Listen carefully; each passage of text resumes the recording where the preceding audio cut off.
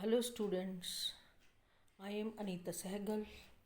I teach in Rishikur Vidyapit Sonipat and we are discussing lesson 2 of political science.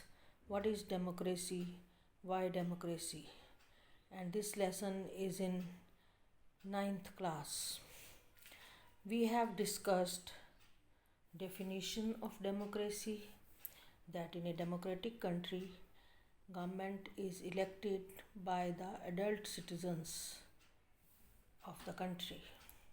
Then we discussed the features of democracy, that there one person has one vote and one vote has one value, and regular elections are held after 5 years and free and fair elections are held in a democratic country. Then we were saying that in a democratic country there are certain negative impacts also. Some demerits of democracy we discussed, that in a democracy leaders keep changing, it leads to instability, and leaders want to win the election by hook or crook, and leaders don't know the best interest of the people, so sometimes they take bad decisions. Then we said that democracy has merits also, that it enhances the dignity of citizens and it is better form of government because it allows us to correct our own mistakes. Now we want to study that what is the difference between a democratic and non-democratic government. In a democratic government, all adults have right to vote, but in a non-democratic government all adults don't have right to vote. As we have studied in the lesson that in Saudi Arabia women got right to vote only after 2015, and in Estonia also Russian minority did not have right to vote, and in Fiji also the value of vote of an indigenous Fijian was more than that of an Indian Fijian. So we can say that in a non-democratic government all adults don't have right to vote.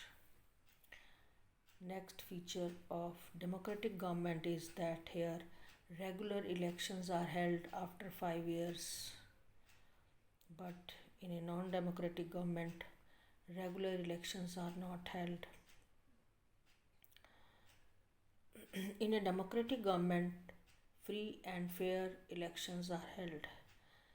Election Commission sees that all the parties are following the code of conduct of elections, and know if anyone violates them then they are punished, and elections are held in a free and fair manner. But in a non-democratic countries free and fair elections are not held, as we have seen in case of PRI party of Mexico.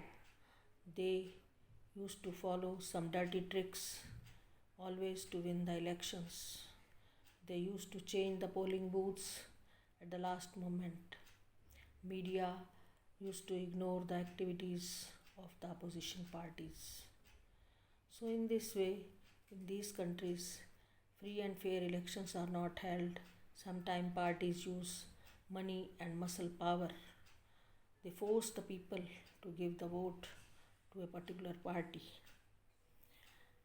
Next is, in a democratic country, major decisions are taken by the elected leaders. So we all know that in our country, which is the largest democracy of the world, major decisions are taken in parliament by the elected leaders. He may be of opposition party or he may be of ruling party. They follow a certain procedure to take major decision, to make major changes for the development of the country, for the development of economy, for the development of society. But in a non-democratic country, major decisions are not taken by the elected leaders, but the dictator himself makes all the laws and he asks the people to follow them strictly. In a democratic country, citizens enjoy fundamental rights. As we all know that we have six fundamental rights. We have right to freedom, right to equality, right to freedom of religion, right to constitutional remedies, and cultural and educational rights. Besides all these fundamental rights, we have so many rights. We have freedom of press. But in a non democratic country, there is no freedom of press. And people also don't enjoy any fundamental rights. They have to do their duties only.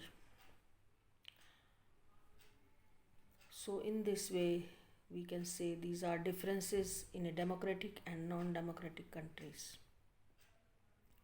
Now, today I want to say you that you write some questions also, like this: define democracy.